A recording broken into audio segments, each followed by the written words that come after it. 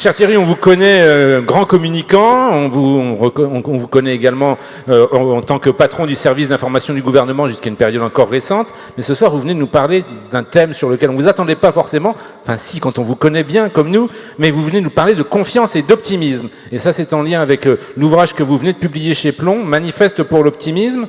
Alors, en ces temps de crise, on a bien souvent du mal à trouver des raisons d'espérer, et vous avez décidé d'apporter votre pierre à l'édifice. C'est ça, le message de votre ouvrage ? Écoutez, en tout cas, je vais essayer de le faire ce soir. Mesdames et messieurs, bonsoir. Je suis effectivement très heureux d'être parmi vous comme un fidèle depuis la première édition. Et voilà bien longtemps, sans doute d'ailleurs comme un certain nombre d'entre vous, que je m'interroge sur cette chose particulière et fragile qui s'appelle la confiance, et qui est la première valeur de l'optimisme. J'en ai été plus convaincu encore pendant les 2 ans et demi que j'ai passé à la tête de la communication du gouvernement, où j'ai été confronté en direct à cette énigme française. Quel est ce peuple incroyable, quasi unique au monde, qui est le plus pessimiste, en tout cas qui se déclare le plus pessimiste du monde dans les enquêtes, et pourtant, dans les mêmes enquêtes où 80 à 90% des Français se déclarent heureux dans leur vie personnelle. Mais je l'ai fait aussi, et peut-être surtout, parce que pour une personne comme pour un peuple, la prospérité, le développement, la croissance, ce ne sont pas seulement des affaires de ressources naturelles, de climat, de matières premières, ou pour une personne de connaissance, de savoir, de culture. C'est aussi une affaire de psychologie, de mental, et donc de confiance. Alors, il y a évidemment à cette défiance des raisons historiques et culturelles. Et puis il y a les médias, d'une manière plus contemporaine, il y a les médias anxiogènes. D'ailleurs, le meilleur exemple, vous l'avez tous vécu, c'était l'année dernière. Il s'est passé un truc incroyable en France. En plein hiver, figurez-vous qu'il a neigé. Et vous en avez mangé pendant 3 semaines.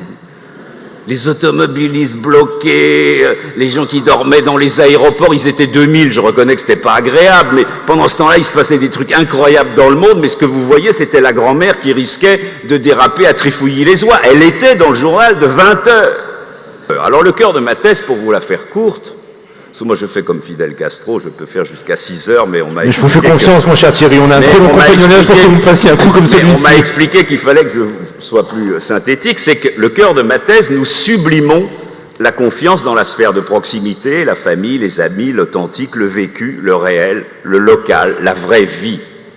Et nous amplifions la défiance au fond, sur le plan collectif, c'est-à-dire tout ce qui paraît loin de nous, et qui sert de réceptacle à nos défiances réelles ou supposées, d'exutoire à nos frustrations, revendications, protestations, de défouloir à nos humeurs, et qui crée une sorte de monde virtuel qui n'est pas tout à fait vrai, qui n'est pas tout à fait faux.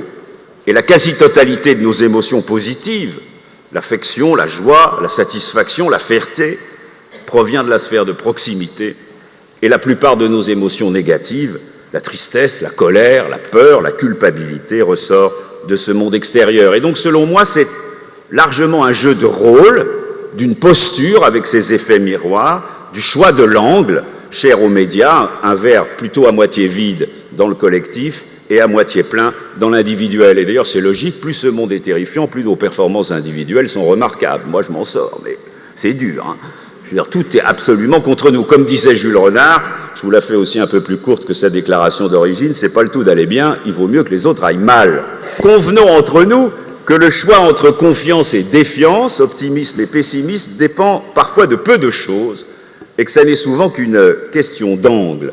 Et efforçons-nous une seconde, et très vite, d'appliquer à notre regard sur le monde, à notre destin collectif, la même hygiène de vie positive dont nous faisons preuve dans notre vie personnelle. Que voyons-nous? Une société qui déprime? Mais bien sûr que non. Une société ne peut pas déprimer si 80 ou 90% des Français sont heureux dans leur vie personnelle. Et dans ce cas, est-ce que nous ferions autant d'enfants ou est-ce que nous créerions autant d'activités et d'entreprises? Ce qui, tout de même, vous en conviendrez, n'est pas un signe de pessimisme. Est-ce qu'on voit la disparition du lien social, alors que jamais nous n'avons été plus connectés entre nous, et pas seulement au travers des réseaux sociaux, mais y compris au plan des engagements des citoyens français dans la vie associative? La France va-t-elle si mal? mais elle est toujours une grande puissance agricole, militaire, spatiale, maritime, touristique.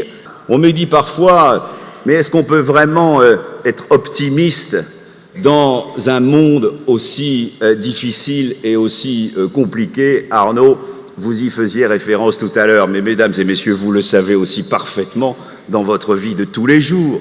C'est bien face aux difficultés qu'il faut non renoncer, non baisser les bras, non désespérer, mais mobiliser le plus des énergies positives et en appeler au fond, comme Camus, même en plein hiver, à l'invincible été.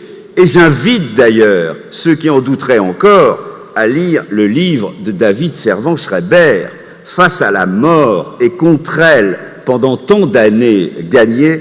C'est un incroyable hymne à l'espoir, à la vie et à l'optimisme. Alors, et cette fois-ci je vais vraiment conclure, laissez-moi vous dire au fond que, plus que d'autres selon moi, compte tenu de ce rôle que vous jouez, vous avez votre place dans la grande bataille de la confiance qu'il faut engager aujourd'hui dans ce pays. À la fois parce que c'est une cause d'intérêt général de faire de la somme de nos confiances individuelles une grande force collective, à la fois parce qu'il y en a beaucoup autour de moi, et j'espère que vous en faites largement partie, qui ont envie de dire stop aux prophètes de l'Apocalypse, à la défiance, à la méfiance, à la sinistrose, au défaitisme, au déclinisme, à l'indignation qui ne produit rien, qui est sans espoir et sans solution, à cette espèce de marketing du malheur qui nous envahit, parfois ce pessimisme qui restreint notre champ de vision et rétrécit au fond tout simplement la vie.